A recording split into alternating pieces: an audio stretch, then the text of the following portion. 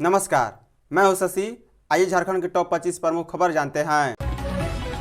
छत्तीसगढ़ के बीजापुर में 31 नक्सली मारे गए, 2 जवान शहीद। छत्तीसगढ़ के बीजापुर जिले में सुरक्षा बलों ने रविवार को भीषण मुठभेड़ में 31 नक्सलियों को मार गिराया है। इनमें 11 महिला नक्सली भी शामिल हैं। पुलिस ने बताया है कि अभियान के दौरान 2 सुरक्षाकर्मी डीआरजी के हेड कांस्टेबल नरेश ध्रुव और एसटीएफ के कांस्टेबल वासित रावटे शहीद हो गए हैं। वहीं 2 अन्य घायल भी हैं। घटना के साथ ही इस साल राज्य में हुई मुठभेड़ में 81 नक्सली ढेर किए जा चुके हैं। बस्तर रेंज के पुलिस महानिरीक्षक सुंदर राज पी ने बताया है कि इंद्रावती राष्ट्रीय उद्यान क्षेत्र के जंगल में नक्सलियों की मौजूदगी की सूचना पर 7 फरवरी से अभियान चलाया जा रहा था। रविवार सुबह 8 बजे उद्यान के एक हिस्से की पहाड़ी से नक्सलियों ने भीषण गोलीबारी शुरू कर दी। शाम करीब 4 बजे तक चली मुठभेड़ के बाद सर्च के दौरान मुठभेड़ स्थल से 11 महिलाओं समेत 31 नक्सलियों के शव बरामद किए गए। इनमें वर्दीधारी नक्सली भी थे। बता दें, घटनास्थल से एक AK-47 INSAS, SLR 303 rifle, barrel, grenade launcher और विस्फोटक समेत हथियारों का जाखिरा भी बरामद किया गया है। हजारीबाग सदर के पूर्व एसडीओ रांची से गिरफ्तार। हजारीबाग के सदर अनुमंडल के पूर्व एसडीओ अशोक कुमार को पुलिस ने रविवार को रांची से गिरफ्तार कर लिया है। उनकी गिरफ्तारी जगन्नाथपुर इलाके से तब हुई जब वह यहां एक पार्क में घूम रहे थे।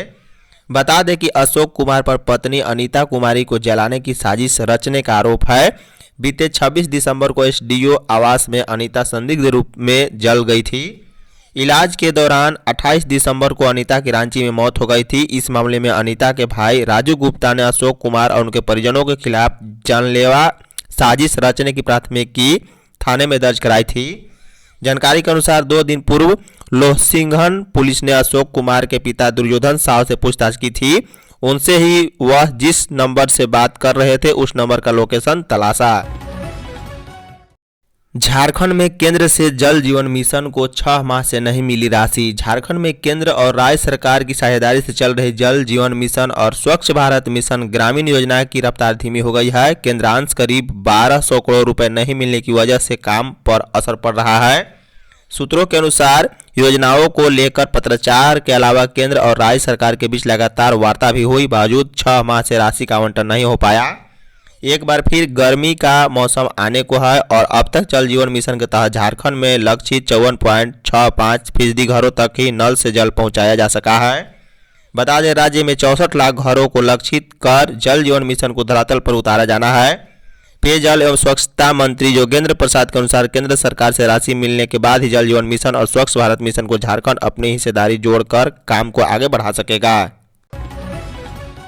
गिग श्रमिकों की सामाजिक सुरक्षा से जुड़ा विधेयक लाने की तैयारी। गिग श्रमिकों को सामाजिक सुरक्षा के दायरे में लाने के लिए राज्य सरकार एक विधेयक लाने जा रही है। श्रम नियोजन प्रशिक्षण एवं कौशल विकास विभाग ने विधेयक का प्रस्ताव तैयार किया है, जिस पर अब सरकार से सहमति ली जाएगी।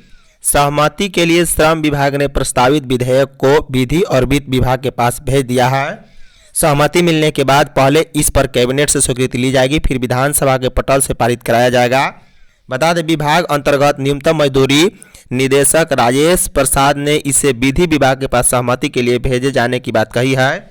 जुलाई 2024 में जारी हुआ था सरकारी gazette the Jharkhand platform based gig workers bill 2024 नाम से प्रस्तावित प्रारूप को लेकर श्रम विभाग ने बीते साल जुलाई को सरकारी गजट का नोटिफिकेशन जारी किया था।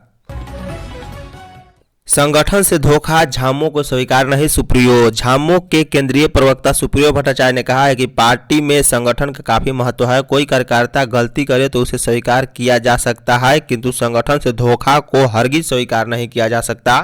ये रविवार को झामुमो जिला कमेटी की ओर से गाजिया बारात में कार्यकर्ता मिलन समारोह को बतौर मुख्य अतिथि संबोधित कर रहे थे।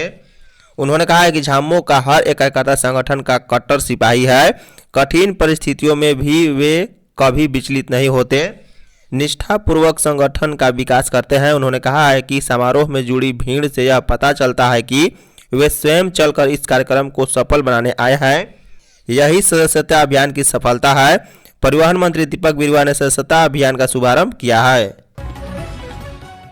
झारखंड मौसम। राजधानी रांची के तापमान में मंगलवार से उछाल आने के आसार है। मौसम विभाग के अनुसार तापमान में 3 से 4 डिग्री सेल्सियस तक की बढ़ोतरी हो सकती है।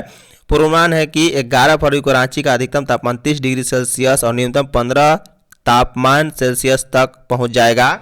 मौसम विभाग के अनुसार रविवार को रांची का अधिकतम तापमान 27 और न्यूनतम 11 रहा, लेकिन बढ़ोतरी के बाद दिन में यह करीब 30 डिग्री तक पहुंच जाएगा। इसके चलते दिन के समय लोगों को गर्मी महसूस होगी। रांची के अलावा दिन भर सबसे अधिक गर्म चाईबासा में रही है। यहां का अधिकतम तापमान 33.4 डिग्री तक पहुंच गया है। रिम्स में 4th ग्रेड तक की नियुक्तियां जल्द। रिम्स में फैकल्टी से लेकर चतुर्थ श्रेणी तक की रिक्तियों को शीघ्र ही भर दिया जाएगा। निदेशक प्रोफेसर डॉक्टर राजकुमार ने कहा है कि फैकल्टी की नियुक्ति की तैयारी पूरी कर ली गई है। चयन समिति के अध्यक्ष विकास आयोग से अनुमति मिलने के साथ ही साक्षात्कार आयोजित कर नियुक्ति कर ली जाएगी। जबकि नर्सों के 144 पदों पर नियुक्ति के लिए झारखंड कर्मचारी चयन आयोग को अधिसूचना भेजी गई है। उन्होंने कहा है कि जेएसएससी के माध्यम से 19 टेक्नीशियन की नियुक्ति कर ली गई है। वहीं बड़ी कठिनाई से चतुर्थ श्रेणी के 28 पदों पर नियुक्ति पूरी हो पाई। जल्द ही चतुर्थ श्रेणी के अन्य पदों पर भी नियुक्ति पूरी कर ली जाएगी। रिम्स निदेशक शनिवार को पत्रकारों से बात कर रहे थे। बता दें 4 दिन बाद रिम्स में उनके कार्यकाल का 1 साल पूरा हो रहा है। इसी उपलक्ष्य में वह अपने कार्यकाल की उपलब्धियां बता रहे थे। जैक के विद्यार्थियों को गुरु मंत्र देने में भूला विभाग। राज्य सरकार सीबीएसई से पहली बार 10वीं 12वीं की परीक्षा देने वाले सीएम स्कूल ऑफ एक्सीलेंस के बच्चों को सफलता का गुरु मंत्र तो देने जा रही है, लेकिन झारखंड एकेडमिक काउंसिल के मैट्रिक इंटरमीडिएट के परीक्षार्थियों को इससे महरूम हो जा रहे हैं। सरकार की ओर से 11 फरवरी को आयोजित होने वाले वेबिनार में सिर्फ 80 सीएम स्कूल ऑफ एक्सीलेंस में से सीबीएसई से परीक्षा देने वाले परीक्षार्थी ही शामिल हो सकेंगे। जैक बोर्ड की परीक्षाएं 11 फरवरी से शुरू हो रही है। पहले दिन ही मैट्रिक और इंटरमीडिएट में वोकेशनल की परीक्षाएं हैं। वहीं सीबीएसई बोर्ड की परीक्षाएं 15 फरवरी से शुरू हो रही है। स्कूली शिक्षा व स्वच्छता विभाग की ओर से पहली बार सीबीएसई बोर्ड से परीक्षा देने वाले परीक्षार्थियों पर फोकस किया जा रहा है। पहले जैक बोर्ड से उनका पठन पाठन होता था। अब सीबीएसई की मान्यता मिलने के बाद पिछले 2 साल से पाठ्यक्रम पढ़ रहे हैं। कोल इंडिया मैराथन में ज्ञान और रीनू बने चैंपियन। कोल इंडिया मैराथन के 3रे संस्करण का आयोजन मोराबादी मैदान में रविवार को किया गया। रांची सहित देश भर में आए 10,000 धावकों ने उत्साह के साथ भाग लिया। पुरुष वर्ग में उत्तर प्रदेश के ज्ञान बाबू व महिला वर्ग में रीनू विजेता बनी। ज्ञान ने 22,625 सेकेंडरी और रीनू में 25,331 सेकेंड में दौड़ पूरी करते हुए पहला स्थान हासिल किया है। दोनों को 3,30,000 रुपए का पुरस्कार दिया गया। बता दें पुरुष वर्ग के मैराथन में राजशेखर पाठक 23,103 सेकेंड, वहीं दीपा राम 23,449 सेकेंड ने क्रमशः दूसरा व तीसरा स्थान प्राप्त किया। वहीं महिला वर्ग में अर्पिता सैनी ने 30,323 सेकेंड दूसरे व भारती 30,408 सेकेंड में तीसरा स्थान हासिल किया है।